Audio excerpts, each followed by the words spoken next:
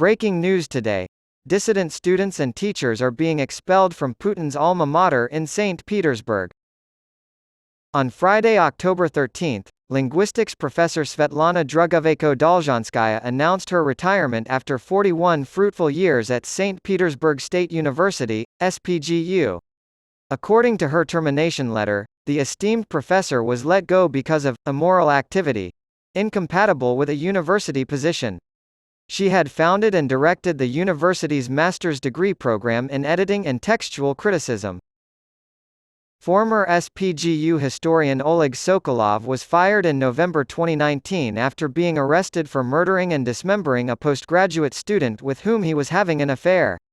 That was the same formulation they used when they fired Sokolov, she told Current Time, a Russian language network led by RFE/RL in cooperation with VOA. Unlike Skochelenko, who faces up to 10 years in prison for spreading false information about the Russian armed forces, Drugoveko-Dolzhanskaya's crime was far less heinous but apparently comparable in the eyes of the university's ethics committee. She wrote an exculpatory linguistic analysis at the request of the defense team of artist and musician Alexandra Skochelenko.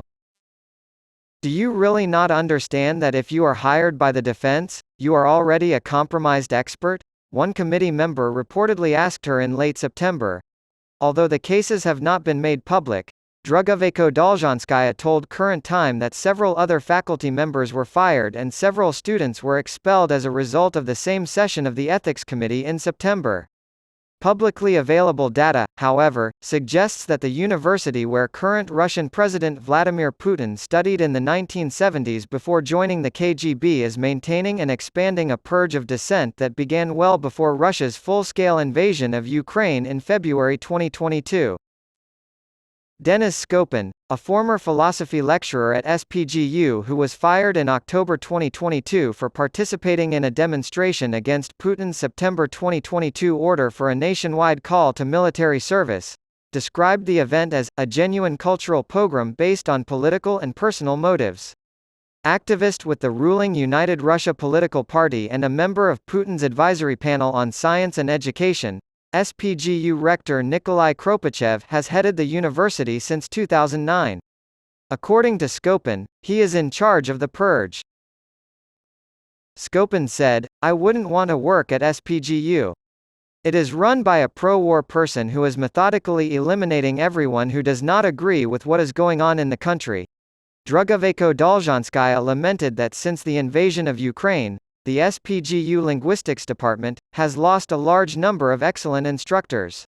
Others, she said, found jobs outside of Russia or were fired from their previous positions. Things are only going to get worse.